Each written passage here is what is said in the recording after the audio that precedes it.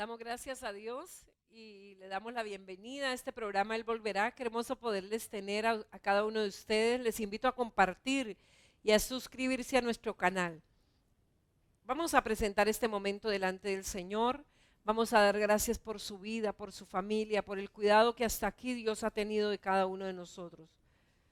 Padre, en el nombre de Jesús, te damos muchas gracias porque tú eres un Dios fiel, un Dios verdadero.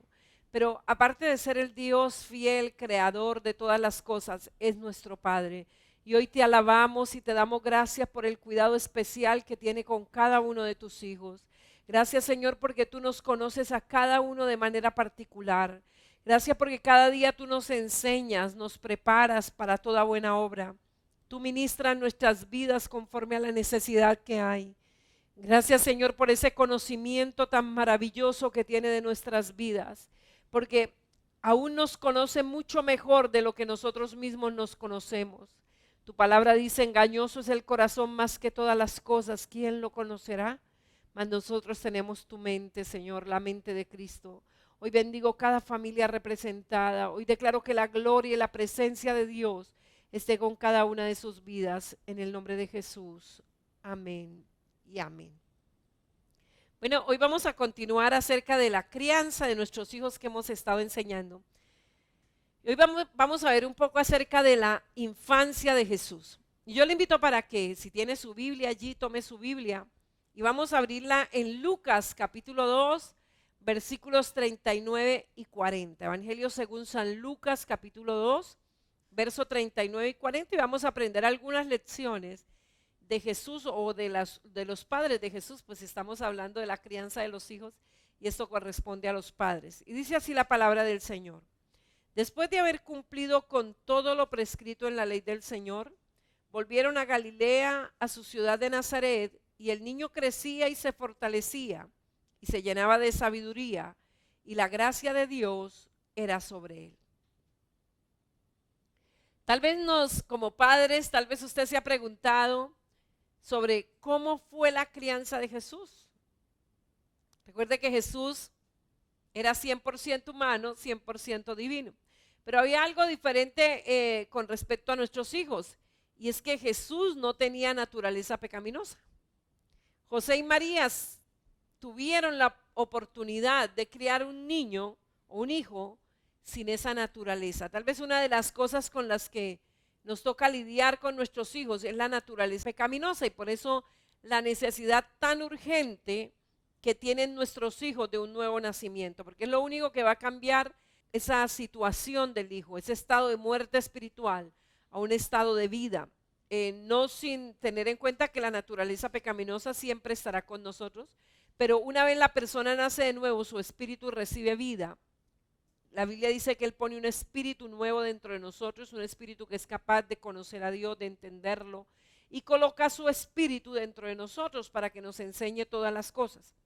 Y esta pues es la premisa más urgente que tenemos en la crianza de nuestros hijos, es llevarlos a un nuevo nacimiento. Y es algo que debemos lograr, ojalá, lo más temprano posible, dado que tenemos la ayuda del Señor mientras los hijos son niños. Y es que Dios pone en ellos un deseo profundo de conocer a Dios, le gustan las cosas de Dios, y es algo que tal vez usted ha podido evidenciar en sus hijos, como sus niños cuando estaban pequeños les encantaba la escuela dominical, la iglesia, la Biblia, los cánticos espirituales, pero muchas veces nos conformamos con eso y creemos que ya ellos son cristianos e ignoramos el estado en que el ser humano nace. Es un estado caído, un estado pecaminoso. Bueno, los padres de Jesús no tuvieron que lidiar con esto. Jesús no tuvo naturaleza pecaminosa. Y tal vez la Biblia poco nos habla sobre la infancia de Jesús.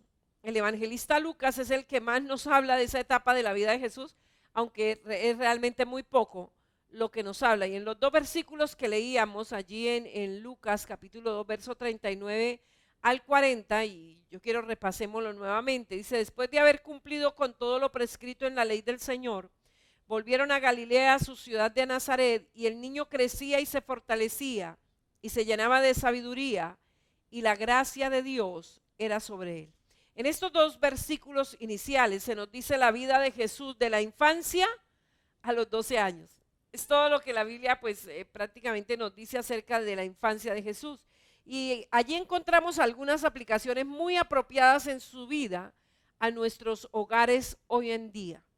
Y qué hermoso poder extraer esas verdades y poderlas aplicar en la formación de nuestros hijos. Y en el verso 39 nos dice que María y José hacían todas las cosas de acuerdo con la ley del Señor durante esos primeros años de la infancia de Jesús. Qué privilegio para un niño tener unos padres que hagan las cosas de acuerdo con la ley del Señor.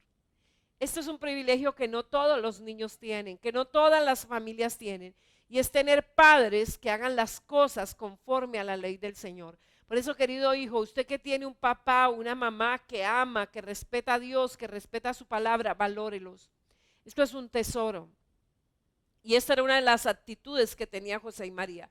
Y enseñábamos en algunos programas anteriores que uno de los principios para poder nosotros formar a nuestros hijos es ser primero nosotros formados por la palabra. Realmente no vamos a poder formar hijos temerosos de Dios si nosotros no conocemos a Dios, si nosotros no somos temerosos de Dios, si nosotros no hacemos las cosas conforme a la palabra del Señor. Pero la palabra dice que durante el tiempo de la infancia de Jesús, José y María hacían todas las cosas de acuerdo a la ley del Señor. Y esto es importante porque declara que José y María eran meticulosos acerca de cómo criar a su hijo. Ellos cumplieron todos los requisitos necesarios en los primeros días y en los primeros meses de la vida de Jesús, de circuncidarlo, de presentarlo en el templo, de presentar la ofrenda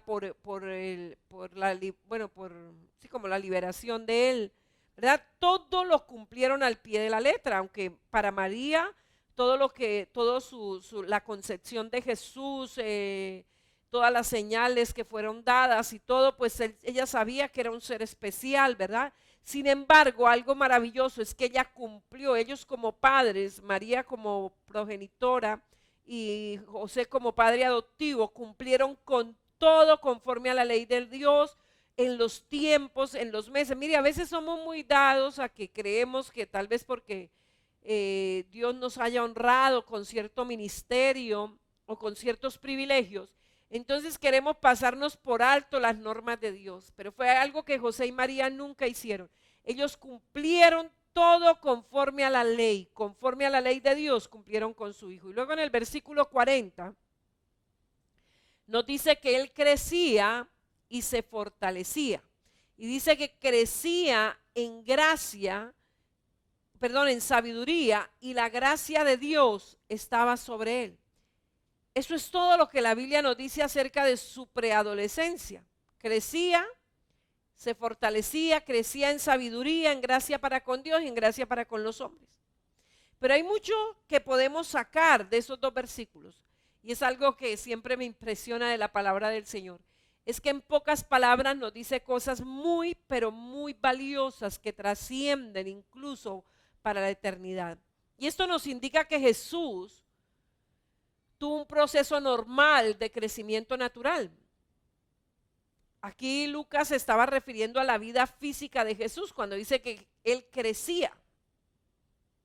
O sea, a Jesús lo dejaron crecer, aunque José y María sabían que tenían en sus manos al Hijo de Dios porque un ángel se lo había dicho. El Mesías prometido, el Redentor del mundo. Ellos tenían en su hogar a uno que estaba destinado a ser el individuo más grande que el mundo jamás vería. Pero dice la palabra del Señor que él continuaba creciendo y fortaleciéndose. Vemos que no se le puso fuerza allí, no se le apresuró el desarrollo de Jesús, no había una presión paternal, aunque tenían al Redentor del mundo en su casa dándole sopita, tetero, mazamorrita, bueno, todo. Ellos no lo apresuraron. Ellos cumplieron con todos los tiempos de la ley, tanto que incluso Jesús no se bautiza antes de los 30 años.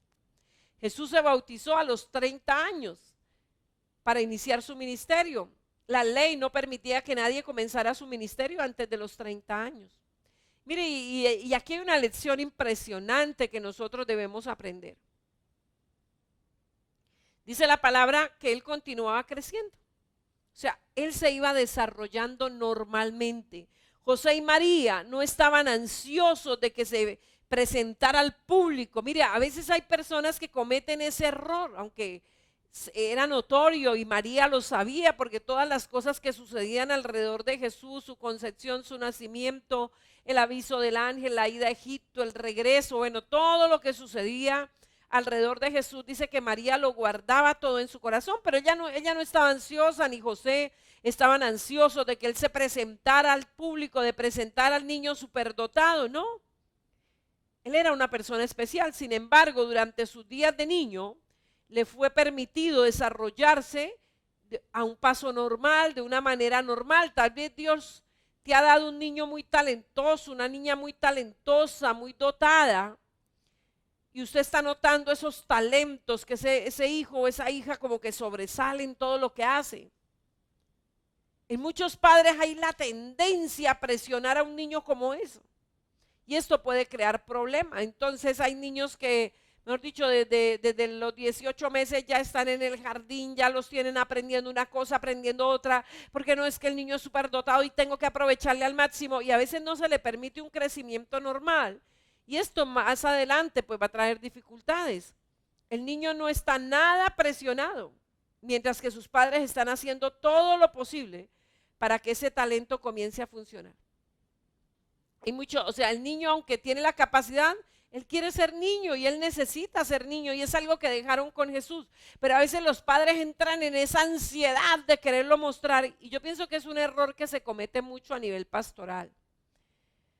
Muchas veces los hijos de los pastores no se les permite tener un desarrollo normal. Entonces no, porque es el hijo del pastor, ya tiene que estar a los 10, 12 años dirigiendo un ministerio, dirigiendo otro, y a veces se les está demandando más de lo que realmente deben estar dando en ese momento, y no se les permite llevar las etapas de vida, culminarlas, completarlas, y eso luego le va a traer muchas dificultades. Esto no pasó con Jesús. Muchos padres es ese anhelo de mostrar y que conozcan lo hermoso y lo inteligente de su hijo, y no los dejan desarrollarse normalmente. Nuestro mundo realmente paga un tributo muy alto a esos niños. Si no tenemos cuidado, caemos en la trampa de tener que probar qué criatura tan excelente hemos traído al mundo. No, algo que uno tiene que entender es que Dios tiene un propósito claro con cada uno de nuestros hijos. Dios no tiene prisa. Él lo va a ir llevando a cabo. A veces somos muy afanados porque Dios dijo que iba a hacer esto. Entonces nosotros queremos hacerlo por nuestra propia voluntad, ¿no? Dios lo dice para que tengamos fe, para que tengamos fortaleza frente a las circunstancias que tengamos que atravesar antes de llegar allí. Pero Él lo va a hacer. Él lo está haciendo. Él está trabajando en eso. Él está obrando en eso. Bendito el nombre del Señor. Por eso vemos que José y María le permitieron a Jesús toda oportunidad para crecer y para fortalecerse. A él no lo apresuraron, a él no lo llevaron al templo a discutir con los maestros de la ley antes de los 12 años. Esperaron que llegara a los 12 años para graduarlo como hijo de la ley. Cuando cumplió esa etapa lo llevaron al templo. Dice la palabra que allí discutía con los maestros de la ley. Siempre que él hablaba o hacía algo, pues se notaba la sabiduría que él tenía. Pero esto no hizo que ellos lo apresuraran, no, ellos lo dejaron llegar hasta allí. Luego la escritura dice que él continuó creciendo en sabiduría o llenándose de sabiduría. El verbo conlleva una acción continua, o sea, todos los días él aprendía sabiduría, él se estaba llenando de sabiduría. Habla acerca de esa percepción mental, y esto incluye una vida emocional. O sea, él llegó a estar a temprana edad lleno de sabiduría. Fue algo que María y José hacían todos los días, llenándolo de sabiduría, llenándolo de conocimiento. Mire, a veces nos apresuramos a que el hijo esté aquí, allá, a tenerlo ocupado en tantas cosas, pero ¿qué tanta sabiduría estamos colocando en la mente de ellos? ¿Qué tanto están creciendo en sabiduría? ¿Qué tanto están sanos emocionalmente? ¿Qué tan felices son nuestros hijos?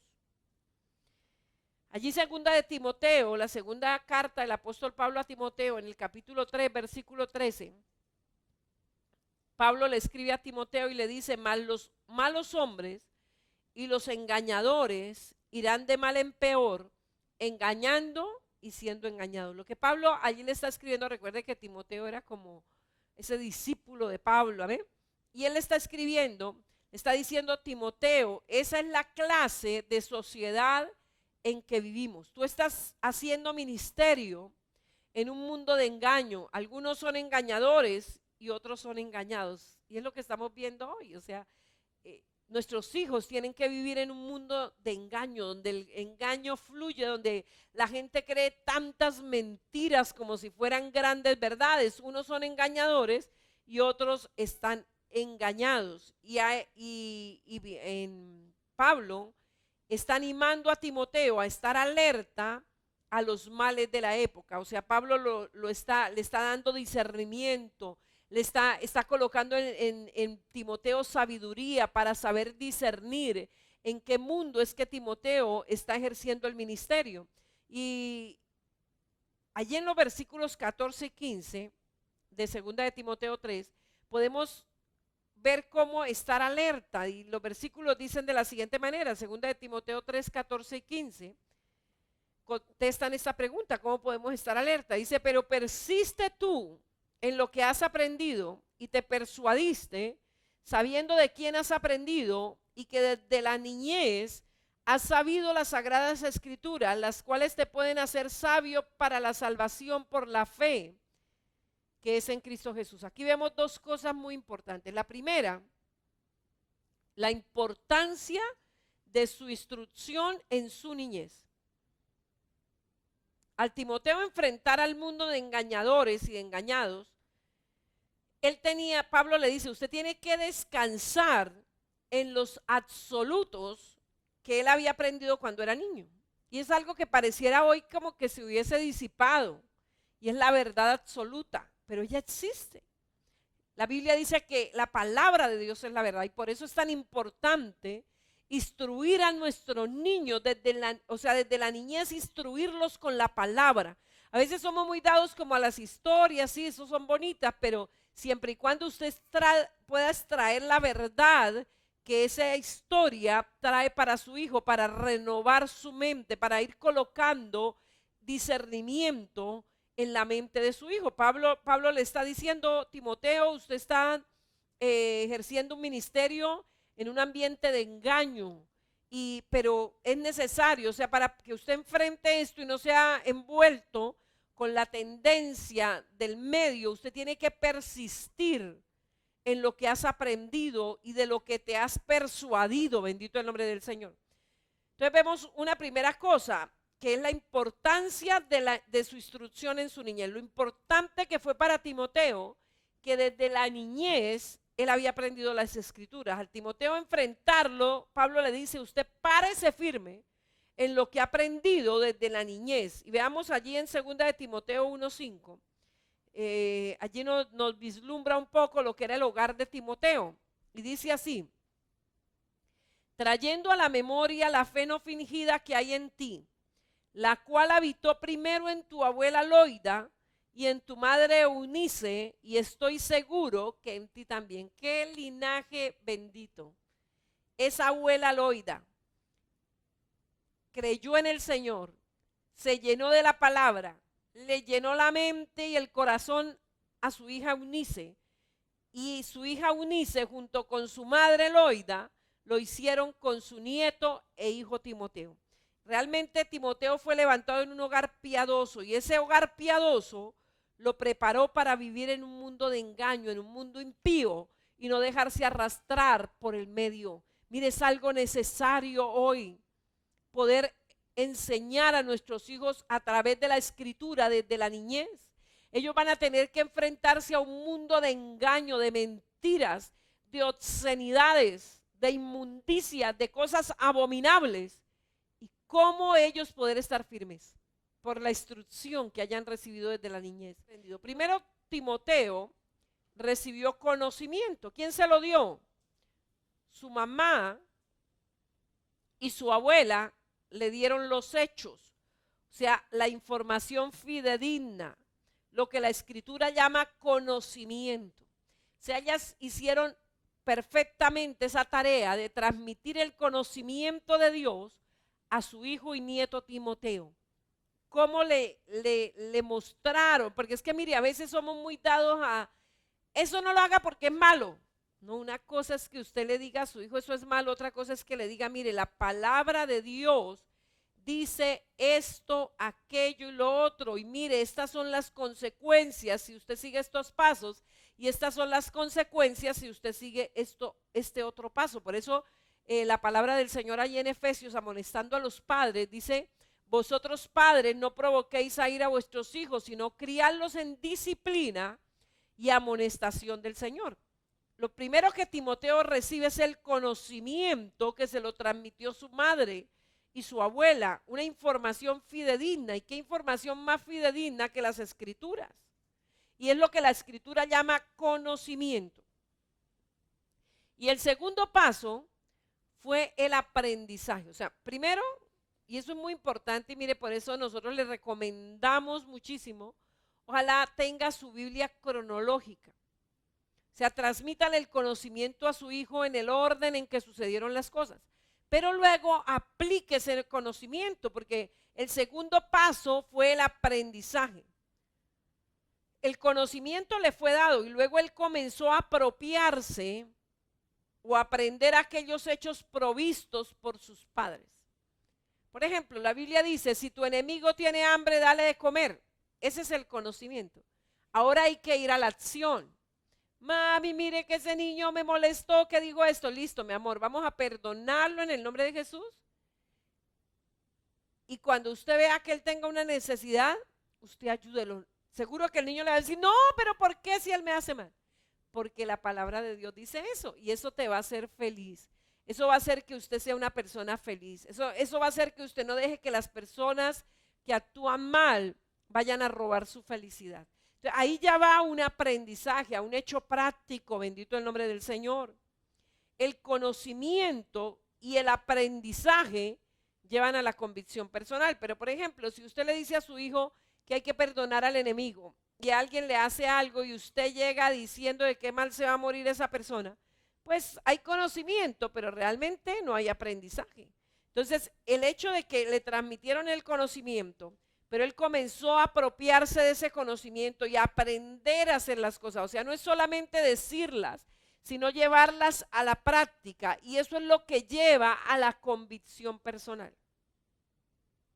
Por ejemplo, la palabra de Dios dice, honra a Jehová con tus bienes y con las primicias de todos tus frutos, y serán llenos tus graneros con abundancia, y tus lagares rebosarán de mosto. Listo, esto es el conocimiento. Y tal vez usted le dice a su hijo, vamos a aprendernos este versículo de memoria, ¿verdad? Pero ahora tenemos que ir a la práctica. Dice, honra a Jehová con tus bienes. Lo primero que tenemos que hacer es saber que todo lo que tenemos es prestado y que de todo nos van a pedir cuentas, por lo cual vamos a honrar a Dios a través del celular. Pero qué duro para un hijo que, por ejemplo, un padre cristiano le haya enseñado ese versículo y luego él coja el celular del papá y le encuentre, por ejemplo, pornografía. Eso es difícil, ¿no es cierto? Porque papá en el conocimiento le dijo que había que honrar a Dios con todas las cosas. Pero él ve que en el celular tiene cosas que desagradan a Dios. O tal vez le encuentra un mensaje un poco caucioso con una amiga. Eso echaría a perder todo el conocimiento. Pero si usted le enseña a su hijo y él ve que usted en la práctica su celular está abierto, no hay problema de que alguien se lo mire, no anda con clave y contraclave y reclave y se enoja cuando le dicen que le quiten la clave, ¿no? Somos cartas abiertas leídas por todos. Y luego usted le dice a su hijo, cuando ya llegue la edad de darle un celular, le va a decir, pero con ese celular vamos a honrar al Señor. O tal vez usted le dice, hay que honrar a Dios con todas las cosas, pero ve que usted usa su equipo para música que no glorifica al Señor, la televisión para ver programas deshonestos. Entonces el conocimiento no va a llevar a un aprendizaje porque no estamos haciéndolo en la práctica, pero si usted le enseña a su hijo y él ve que usted lo practica y le dice, y hónrelo con las primicias. Yo me acuerdo cuando yo llegué al Señor, una de las primeras cosas que aprendí a hacer fue a diezmar. Y pues yo era una niña, yo diezmaba de lo que me daban para la lonchera. O sea, aunque me dieron el conocimiento, me llevaron a la práctica. Y para mí era una alegría que llegara el domingo porque yo llevaba mi sobre a la iglesia. Yo me acuerdo que eran unas monedas lo que yo echaba de diezmo. Bueno, no es que fueran tacaños mis papás para darme para la lonchera, lo que pasa es que cuando eso la plata valía. Entonces eran unas moneditas, pero para mí era una alegría marcar mi sobre y llevarlo a la iglesia y depositarlo. Y eso ha sido una siembra en mi vida que ha traído prosperidad a mi vida. Qué hermoso que usted, padre, le enseñe a sus hijos, o sea, lo lleve al aprendizaje. Entonces, cuando yo veía cómo Dios me proveía las cosas cuando yo se las pedía, para mí nunca fue difícil diezmar. Para mí diezmar es un privilegio, es una bendición que Dios me da. Y cada vez que Dios me permite hacerlo, yo sé que las puertas de los cielos se están abriendo para bendecirnos. Eso me llevó a una convicción. ¿Me hago entender? O sea, el conocimiento no es todo, es parte. Usted lee en la palabra. Pero ahora eso que leímos, ¿qué significa? ¿Cómo lo aplico a mi vida? ¿Cómo lo llevo? Eso es sabiduría. Y es el mismo proceso que tenemos que hacer hoy. Los hechos de la Escritura se oyen y se entienden por nuestros hijos. Y eso los lleva al conocimiento. Pero luego el practicarlos, el poner en práctica ese conocimiento, es lo que los va a llevar a la convicción. Y lamentablemente es lo que estamos escasos hoy, de convicción. Por eso la Biblia algo que nos advierte es: nadie diga ni apruebe lo que no esté convencido. Yo no puedo hacer como un loro repitiendo lo que los demás dicen. Yo tengo que adquirir convicción. Si algo es malo, yo tengo que estar convencido por la palabra. Si algo no es malo, yo tengo que estar convencido por la palabra. Luego encontramos en el versículo 15, en 2 de Timoteo 3, 15, dice: desde la niñez has sabido las sagradas escrituras, las cuales te pueden dar la sabiduría. Mire, padre, algo que usted tiene que impartir es conocimiento. Los padres de Timoteo lo hicieron. Los padres de Jesús lo hicieron. Tal vez sus padres lo hicieron. De este conocimiento, usted se convenció de ciertas cosas. Algunas verdades, otras mentiras. El mundo necesita hoy gente convencida. La obra de Dios requiere de hombres y mujeres convencidos. No solamente convertidos, sino también convencidos. Pero esto requiere un proceso. Primero, transmitir el conocimiento y luego llevarlo al aprendizaje, a la práctica. Esto en la vida real, ¿qué significa? ¿Esto qué significa para mí? O sea, en mi diario vivir. ¿Esto qué significa? Por eso sabiduría, nos dice que Jesús crecía en sabiduría.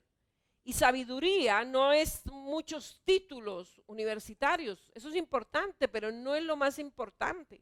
Lo más importante es sabiduría. Hay personas que tienen mucho conocimiento, pero no tienen sabiduría. La sabiduría es simplemente ver la vida desde la perspectiva de Dios, desde el punto de vista de Dios. Por eso las escrituras tienen que ser transmitidas a nuestros hijos. Mire, hermano, yo le digo algo, como mínimo, que sus hijos lean la palabra de Dios una vez al año, como mínimo.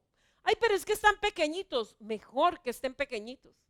Entre más temprano comience usted a traer conocimiento a sus hijos, entonces ellos tendrán de echar mano cuando se enfrenten a diferentes circunstancias y van a aprender. Y eso les va a llevar a una convicción, a ser personas de convicción, no personas que son llevadas de todo viento, que hoy creen en el rapto de la iglesia porque apareció cualquier persona diciendo que eso no es así, entonces ya no creo. No, cuando yo he recibido el conocimiento de la palabra y he nacido de nuevo y el Espíritu Santo ha firmado esa palabra, yo estoy convencido. Sin importar quién diga lo contrario, eso no va a cambiar mi convicción, porque ya es un aprendizaje que tengo dentro de mí. Por eso la sabiduría, porque hay muchos padres que se preocupan mucho por el conocimiento de sus hijos. Invierten grandes cantidades de dinero, eso es bueno, eso no es malo, pero no han traído sabiduría a sus hijos. Sus hijos están viendo la vida desde la perspectiva del profesor de filosofía, desde la perspectiva de la universidad, pero no desde la perspectiva de Dios. Entonces tiene conocimiento que podrá usar hasta para su propia destrucción, porque le faltó sabiduría. Por eso la Biblia dice, antes que oro, antes que plata, adquiere sabiduría, inteligencia. Dice la Biblia, la sabiduría, el principio de la sabiduría es el temor de Jehová. Y el conocimiento del Altísimo es la inteligencia. Pero lamentablemente muchos padres cristianos tienen la perspectiva de sus hijos, es que adquieran mucho dinero, y usted los ve hablar y hablan es de que mi hijo ya tiene este título, y no, pues, insisto, yo no estoy en contra de que sus hijos tengan título, pero ¿qué de la sabiduría? ¿Qué tanto conocimiento tienen de Dios? ¿Qué tanto ese conocimiento secular lo pueden convertir en un ministerio por la sabiduría que han adquirido? Por eso la sabiduría es simplemente ver la vida desde el punto de vista de Dios, es la habilidad de aplicar los principios bíblicos a la vida diaria. Eso es sabiduría. El principio de la sabiduría es amar lo que Dios ama y aborrecer lo que Dios aborrece en nuestra vida diaria, no en simple conocimiento, en simple palabra, no, en nuestra vida diaria, tener ese discernimiento. Mire, y eso es lo que los va a llevar a la convicción, y eso es lo que necesitamos, hombres y mujeres en el poder, pero convencidos, con sabiduría de lo alto, con sabiduría de Dios, personas que tengan la habilidad de aplicar los principios bíblicos a su vida diaria. Que ese hijo pueda saber que si alguien le ofende, cuál debe ser la actitud que él debe tomar frente a esa persona. Dice, ve y llámalo, estando tú y él solos, si te oyere, has ganado a tu hermano. La sabiduría ocurre cuando usted recoge de la Biblia principios para vivir y luego los aplica a su vida. Eso es sabiduría. Entonces estoy leyendo la palabra y dice, honra a tu padre y a tu madre para que te vaya bien y seas de larga vida sobre la tierra. Listo, ese es el conocimiento. Ahora yo digo, bueno, ¿y eso en la vida diaria qué significa? Eso significa que yo debo ser obediente a mis padres. Uy, sí, no los estoy honrando en esto. Tal vez le está mintiendo a los padres. Tal vez está siendo una persona contestona. Tal vez es uno en la casa y otro cuando sale puertas afuera. Entonces usted ese conocimiento lo aplica a la vida diaria y dice, no, a partir de hoy voy a ser una persona veraz, voy a ser una persona leal, voy a ser una persona de una sola pieza. Eso es sabiduría. Y entonces empieza a cambiar esas cosas hasta que cuando ve los resultados de ese cambio, como ese cambio ahora le hace una persona tranquila, ahora le ha traído armonía con sus padres, ahora usted es una persona más feliz, y eso lo convence. Y ahí es donde viene el aprendizaje, ahí es donde la persona adquiere esa sabiduría, bendito el nombre del Señor. Hoy en día hay demasiadas creencias, pero pocas convicciones. Y lo mismo se puede decir de los hogares. Demasiadas creencias flotan alrededor sin raíces prácticas. Hay muy poca convicción. Mire, querido padre, si usted no es una persona convencida, si usted no es una persona de convicción, usted no va a poder transmitirle eso a sus hijos. Pero qué hermoso es cuando hemos nacido de nuevo y el Señor realmente es el Señor de nuestras vidas, porque lo que nos da salvación no es decirlo solamente con la boca. Sí, hay que decirlo con la boca, pero hay que decirlo de verdad. Cuando yo declaro, Jesús, tú eres el Señor de mi vida, es que a partir de hoy Él es el que manda, Él es el que tiene la autoridad absoluta en mi vida, Él es el que determina lo que es bueno y lo que es malo, bendito el nombre del Señor. Pero es muy importante que nosotros primero seamos convencidos. Mire, hoy se necesita una generación de gente convencida de Dios, convencida de la verdad de Dios, convencida de la palabra. Por eso Pablo le dice a Timoteo, no tengo miedo, está en una generación de engañadores y de gente engañada. Pero la respuesta frente a esa cosmovisión, frente a esa situación, esa cultura en la que usted está ministrando, es que persista en lo que ha sido enseñado y de lo que te has convencido. Párate firme ahí y eso te va a ayudar a poder ejercer tu ministerio en medio de un mundo de engaño, en medio de un mundo de inmoralidad, en medio de un mundo de inmundicia. Y es lo que nuestros hijos necesitan hoy, conocimiento y aprendizaje para que eso los lleve a una convicción. Mire, yo recuerdo cuando llegué a los caminos del Señor, por eso es tan importante el nuevo nacimiento. Yo recuerdo que me tuve que enfrentar en el colegio como en sexto grado, bueno, cuando eso se decía primero bachillerato. Y uno ya se sentía como grande cuando pasaba de primaria a bachillerato.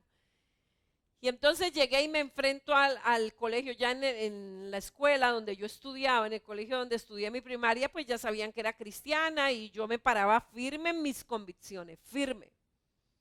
Y cuando llegó allí primero bachillerato y dijeron, llegó la semana mayor, que llamaban, bueno, la cuaresma, entonces dijeron, era un colegio religioso, y dijeron que teníamos que ir a la iglesia católica.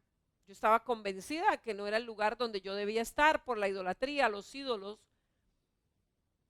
Y yo me paré firme y les dije que yo no iba. Con respeto, era una buena alumna, pero les dije, no voy. Me dijeron, es obligación. Yo, no me pueden obligar. Bueno, me mandaron la prefecta y me dijo, pues va a perder conducta. Y yo pues siempre la conducta era excelente. Yo le dije, si usted ve que debe hacer eso, hágalo, pero yo no voy a ir. Bueno, total me amenazaron de todas las maneras y yo le dije, no voy. No voy, pase lo que pase, no voy. No llamé, papá, mire, aquí me están obligando, mamá, me están obligando, pastor, me están obligando, ¿qué hago? No, me paré firme. Tenía unos, ¿qué? 10 años, 11 años. Me paré firme. Luego, al finalizar, la misma directora dijo, a partir de ahora, a Doris no la obligan a ir a ningún acto religioso, porque fue la única persona que se paró firme. Mire, hermano, qué hermoso poder tener convicción de la palabra, pero eso lo da el conocimiento y el aprendizaje. Cuando usted lleva a sus hijos a que el estudio de la palabra sea algo deleitoso, algo armonioso, algo que su hijo ame, algo que valore. Mire, y fue algo maravilloso porque cada cosa que yo encontraba en la palabra y la ponía en práctica en mi vida, yo veía los resultados. Y eso hasta hoy me ha tenido convencida que Él es mi Padre, que Él es bueno, que debo estar dispuesta a dar la vida por Él si es necesario, pero que nada ni nadie me hará retroceder de la convicción que la palabra y el Espíritu me han dado. Eso se requiere hoy. Hoy estamos en un peligro impresionante. Hoy se están levantando leyes, tal vez no la persecución de que porque usted es cristiano, tal vez en nuestro país no es una amenaza ser cristiano en el hecho de que sea un delito y te van a llevar preso. Pero día a día se van levantando leyes que van quitando libertades de predicar. ¿Hasta dónde estaremos convencidos de lo que decimos creer? ¿Hasta dónde estaremos firmes y estaremos dispuestos a, si es necesario, dar la vida? Estemos dispuestos a hacerlo. Dice la Biblia, el que no esté dispuesto a dar su propia vida, dice la palabra, no es digno de mí. A nuestros hijos les ha tocado vivir un momento difícil de la historia. Requieren sabiduría, aprendizaje y convicción. De lo contrario, serán enviados a un mundo de engaño y de engañadores desprovistos de sabiduría. Mire, querido padre, querida madre, esto no se puede tomar a la ligera. Esto requiere, decíamos en el programa anterior, de diligencia, de no pereza, de no descuido. Tal vez usted es muy diligente en las tareas del colegio de su hijo, pero qué tan diligente es en el conocimiento espiritual que usted está transmitiendo a su hijo.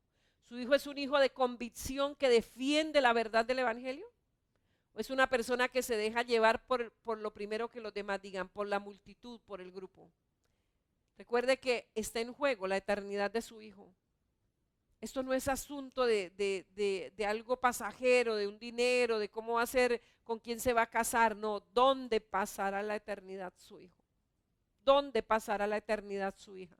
¿Qué tan preparado y tan convencido está de las verdades bíblicas? Mire, querido padre, no podemos ser flojos en la educación espiritual de nuestros hijos. Tenemos que ser diligentes, claros, precisos, disciplinados en ello, porque de ellos nos pedirán cuentas.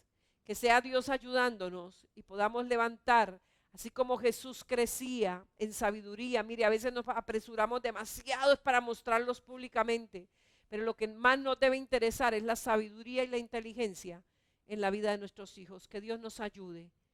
Recuerde, somos la Iglesia Misionera Embajadores de Cristo. Estamos ubicados en la carrera 14B 45100, centro de la ciudad de Bucaramanga. Les invitamos a las 10 de la mañana. Hoy estaremos en nuestra transmisión de nuestra escuela dominical. 10 de la mañana en nuestras redes YouTube, Facebook. Puede seguirnos e envíe la invitación para que sus amigos también puedan unirse a esta celebración en el nombre del Señor. Quiero orar por usted. Padre, en el nombre de Jesús, hoy te doy muchas gracias, Señor, por cada familia aquí representada.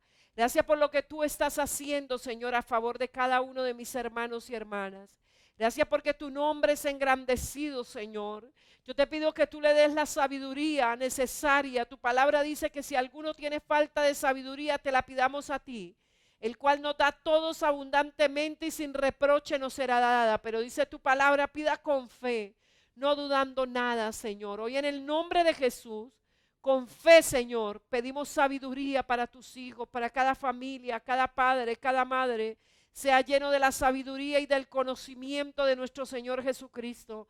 Sea lleno de tu gloria, Señor, que amen tu palabra, Señor, que estudien tu palabra, que respeten tu palabra, Señor, porque tu palabra es la que nos proporciona vida, y puedan levantar una generación que te ame, una generación con convicción de tu palabra y de tus verdades, en medio de un mundo de engaño y de engañadores, Señor. Seamos esa sal y esa luz para lo cual tú nos has llamado. En el nombre de Jesús, amén y amén. Que el amor de Dios, que la gracia de Jesús y la comunión del Espíritu esté con todos nosotros. Dios les bendiga. Recuerden nuestras transmisiones todos los días a las 8 de la noche. Nuestros cultos, llénese de Dios, llénese del conocimiento de Dios. No deje que el temor inunde sus vidas. Recuerden también nuestra librería. Pueden comunicarse al 642-0408. Allí pueden encontrar la Biblia cronológica. Se la recomiendo para su devocional familiar. Que Dios les bendiga, que Dios les guarde. Ahora puedes hacer tus donaciones, ofrendas o diezmos de dos maneras: ingresando a embajadoresdecristo.com.co/donaciones o en la cuenta corriente de Bancolombia 2911 84 64 175.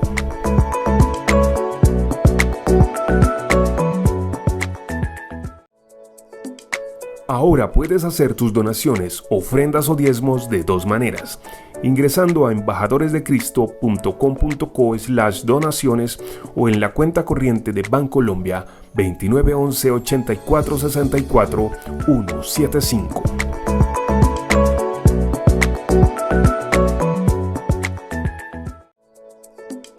Ahora puedes hacer tus donaciones, ofrendas o diezmos de dos maneras: ingresando a embajadoresdecristo.com.co/donaciones o en la cuenta corriente de Bancolombia 2911 84 64 175.